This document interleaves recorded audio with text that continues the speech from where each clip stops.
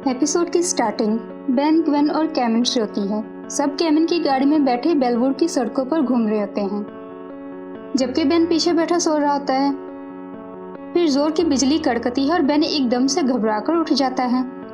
Gwen और caiman Ben को घर जाकर सोने को कहते हैं, क्योंकि वो सब पिछली कई रातों से जाग रहे होते हैं। एक तो इन लोगों को रेड को ढूंढना था और दूसरा वो फॉरएवर नाइट से बेलवुड की हिफाजत कर रहे होते हैं। बेन मना करता है और कहता है कि वो अभी भी एक रात और जाग सकता है और रेड को ढूंढना अभी बाकी है। केविन गुस्सा करता है कि अगर बेन को नींद नहीं आ रही तो हमें आ रही है, हमें अपने घर जाकर सोना है।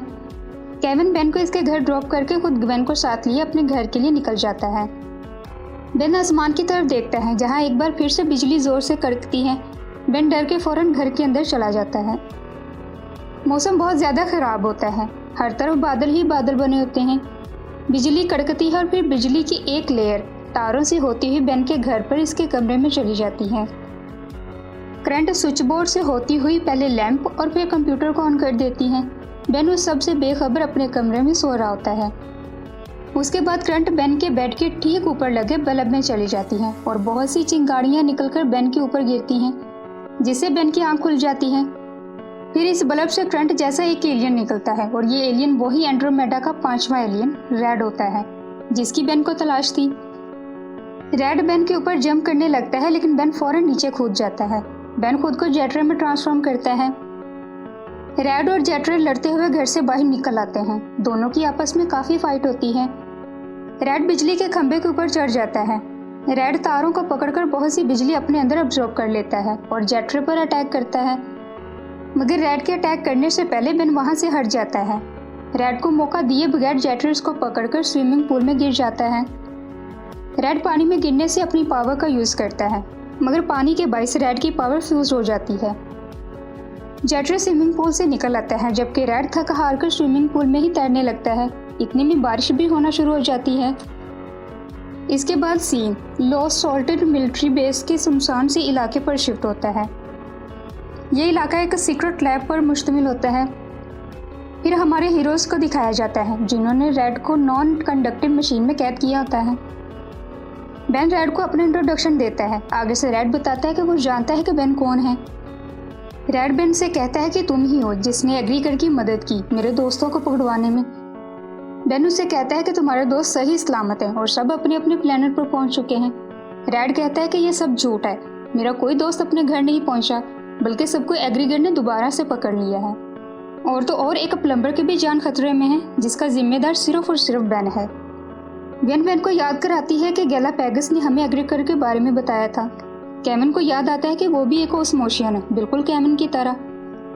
कैमन ये सब सोच रहा होता है कि रेड कैमन की सोच पढ़ लेता है। कैमन हैरान होता है कि तुम्हें कैसे पता चला कि मैं क्या सोच रहा हूँ, जिस पर रेड जवाब देता है कि मैं एक इम्पेरी हूँ और यह कि मैं इलेक्ट्रोमैग्नेटिक स्पेक्टर का उस्ताद हूँ और दिमाग में आने वाले ख्यालात सिर्फ मैग्नेटिक पल्सेस होते हैं और मैं इन पल्सेस को आसानी से पढ़ सकता हूँ।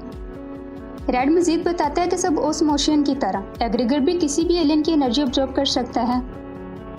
बेन रेड से पूछता है कि आखिर एग्रीगर का इरादा क्या है। रेड बताता है कि एग्रीगर मुझे कब्जे में करते ही मेरी और बाकी कैद होने वाले एलियंस की एनर्जी ऑब्जॉर्व कर लेगा और इस कम्बिनेशन से वो गैलेक्सी का सबसे ताकतवर एलियन बन जाएगा। बेन एग्रीगर को रोकने का फैसला करता है। इस काम के लिए बेन रेड को भी साथ देने को कहता है।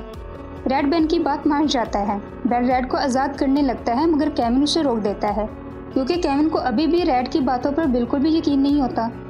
बेन कैमन को कहता है कि हमारे पास और कोई रास्ता नहीं और रेड जानता है कि एग्रीगर किस तरह काम करता है। ये कहकर बेन रेड को आज़ाद कर देता है। रेड आज़ाद होते ही बदल जाता है और तीनों पर इलेक्ट्रिक अटैक करने लगता है, क्योंकि रेड को लगता है कि ये सब मुश्किल पड़ने पर रेड को एग्रीगर के हवाले कर देंगे। बेन की अल्टीमैट्रिक्स अनजान डीएनए होने की इत्तला देती है। अल्टीमैट्रिक्स का सिग्नल देखकर रेड ने बताता है कि इसी अल्टीमैट्रिक्स की वजह से एग्रीगर ने मेरे बाकी दोस्तों को ढूंढ निकाला था, अब मैं इसको ही ख़त्म कर दूंगा। ये कहकर रेड अल्टीमैट्रिक्स पर इलेक्ट्रिक अटैक करता है, जबकि बेन रेड का डीएनए स्कैन करने के लिए अल्टीमैट्रिक्स से लेजर छोड़ता है। दोनों तरफ से पावर एक दूसरे से टकरा जाती हैं और फिर एक जोर का धमाका होता है, जिससे बेन, कैमन और ग्वेन दूर जा गिरते हैं।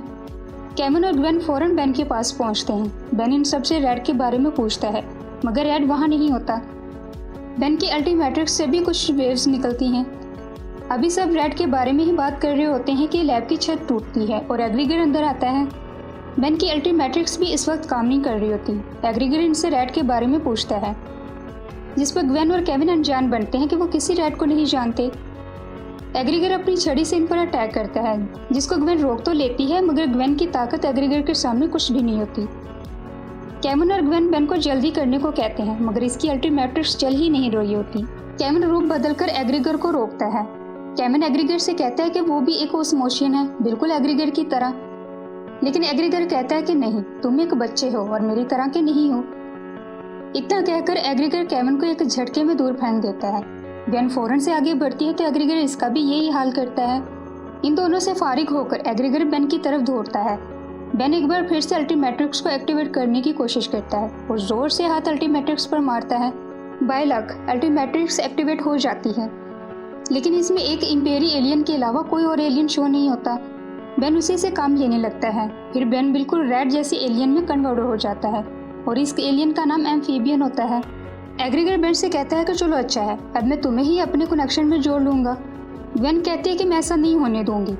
फिर ग्वेन टेलीपोर्टेशन जादू का यूज़ करती है और फिर वो बेन और केविन के साथ वहाँ से टेलीपोर्ट होकर सीधा केविन के गैराज पहुँचती है।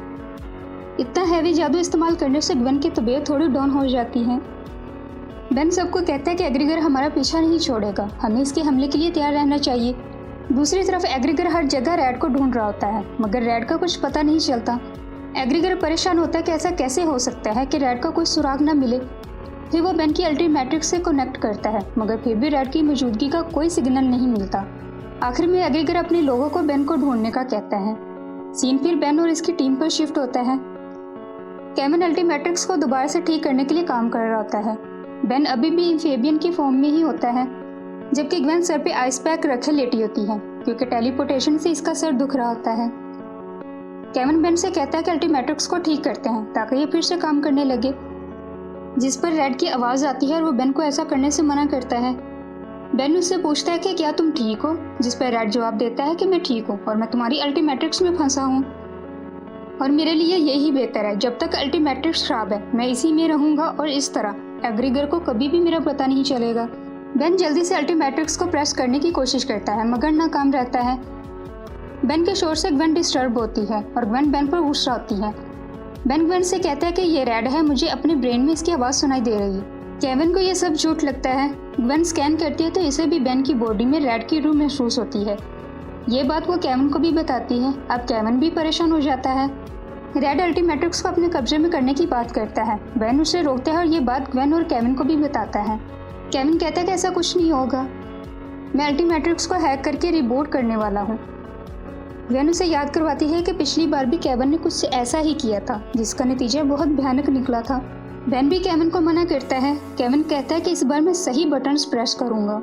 केविन जैसे ही अल्टीमेट्रिक्स को छूने लगता है, बेन इसका हाथ पकड़कर उसे शौक देता है। जब ग्वेन उसे ऐसा करने से मना करती है तो बेन उसे कहता है, मैं बेन नहीं हूँ, बल्कि मैं रेड हूँ। ग्वेन अपने मैजिक से रेड को दूर फेंकती है और केविन को इससे छुड़वाती है। ग्वेन रेड को जकड़ लेती है।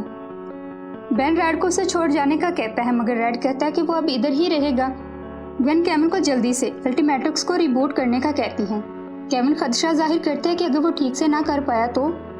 ग्वेन उसे हौसला देते हुए कहती है कि हमें सब ठीक से करना होगा। बेन की रूह कमज़ोर पड़ रही है, अगर वक्त पर कुछ न किया गया तो रेड उस पर कब्जा कर लेगा और हम बेन को हमेशा के लिए खो देंगे। केविन जल्दी से काम पर लग जाता है। रेड इन्हें वार्न करता है कि अगर तुम लोगों ने अल्टीमेट्रिक्स को दोबारा एक्टिवेट किया तो एग्रीगर मुझे ढूंढ लेगा और तो और वो तुम सबको भी ख़त्म कर देगा। जवाब में ग्वेन कहती है कि हम खतरा उठाने को तैयार हैं। इसके बाद केविन खुद को रबड़ में ट्रांसफॉर्म करता है और मशीन में लगी तार को बेन की अल्टीमेट्रिक्स से जोड़ देता है और फिर एक ज़ोर से धमाका होता है। केविन बेन को सही सलामत निकाल लाता है और इस बार केविन कोई गलती नहीं करता। बेन उसको थैंक्स बोलता है और अल्टीमेट्रिक्स दोबारा से एक्टिवेट हो जाती हैं। रेड उन सबको फिर से वही कहता है कि तुम लोगों ने सबकी तबाही को बुलावा दिया है। साथ वो ये भी बताता है कि एग्रीगर पास ही है, मैं इसको महसूस कर सकता हूँ। इसके बाद रेड इन सबको छोड़कर वहाँ से निकल जाता है। रेड के जाने के फौरन बाद एग्रीगर फिर से गैराज की छत तोड़कर आ जाता है। केविन उस पर गुस्सा करता है कि तुम कभी दरवाजे से क्यों नहीं आ सकते, मेरे गैराज की छत तोड़ दी। एग्रीगर उस पर अटैक करता है और केविन गैराज से बाहर जा गिरता है। इसके बाद एग्रीगर ग्वेन पर भी हमला करता है। ग्वेन भी दूर जा गिरती है और बेहोश हो जाती है। अब पीछे बस बेन अकेला ही बचता है। इतने में अल्टीमेट्रिक्स भी रिपोर्ट हो चुकी होती है और सारे सिस्टम एक्टिवेट हो जाते हैं। बेन बिना वक्त ज़ाया किए ब्रेनस्टॉर्म में ट्रांसफॉर्म होता है, लेकिन ब्रेनस्टॉर्म का वार बेकार जाता है। एग्रीगर ब्रेनस्टॉर्म के ब्रेन पर वार करता है। एग्रीगर का वार इतना सख्त होता है कि बेन खुद को बचा नहीं पाता। ग्वेन बेहोश होती है और केविन बाहर गिरा होता है। केविन के ऊपर बिजली का खंभा गिरा होता है जिसके नीचे से वो खुद को निकाल नहीं पाता। रैड वहाँ आता है। केविन उसको ताना देता है कि अब क्या लेने आए हो। बेन, जिसने तुम्हारी हेल्प करने की कोशिश की, अंदर जिंदगी की जंग लड़ा है, तुम बुज़दिल हो, चले जाओ यहाँ से। फिर रैड वहाँ से गायब हो जाता है। अंदर एग्रीगर बेन का बुरा हाल कर देता है। बेन की पावर भी काम नहीं कर रही होती और बेन गिर जाता है। एग्रीगर आगे आता है और बेन की अल्टीमेट्रिक्स निकालने लगता है। इससे बेन को काफ़ी तकलीफ होती है। इतने में ग्वेन भी जाग जाती है। ग्वेन एग्रीगर को मना करती है कि तुम्हारे इस तरह करने से बेन की जान चली जाएगी, लेकिन एग्रीगर अनसुनी करते हुए अपना काम करता रहता है। इतने में रैड आता है और वो एग्रीगर को शॉक देकर बेन से दूर करता है। साथ ही रैड ग्वेन से कहता है कि एग्रीगर से बचना नामुमकिन है, इसलिए मैं नहीं चाहता कि तुम्हारा दोस्त मेरे लिए खुद को कुर्बान करे। फिर एग्रीगर रैड पर अटैक करता है। जवाब में रैड भी अपनी तरफ से अटैक करता है। दोनों की पावर्स एक दूसरे से टकराती हैं। एग्रीगर की पावर ज़्यादा असर करती है। रैड बेन और ग्वेन को फौरन से बाहर निकल जाने को कहता है क्योंकि इसके हिसाब से वक्त बहुत कम था। ग्वेन बेन को सहारा देकर बाहर ले जाने लगती है। रैड एग्रीगर के वेपन को पकड़ लेता है और फिर एक जोरदार धमाका होता है। इस धमाके से केविन का सारा गिराज तबाह हो जाता है। बेन और ग्वेन बाहर आ गिरते हैं। केविन उदास अपने गिराज के सामने खड़ा होता है। बेन रैड का पूछता है। ग्वेन बताती है कि एग्रीगर उसे अपने साथ ले गया है। केविन कहता है कि अब एग्रीगर के पास 5 एलियंस हैं, अब वो अपने मकसद में भी कामयाब हो जाएगा। बेन कहता है कि मैं ऐसा नहीं होने दूंगा, मैं इन 5 एलियंस को बचा कर रहूँगा। और इसी के साथ ये एपिसोड भी ख़त्म हो जाती है।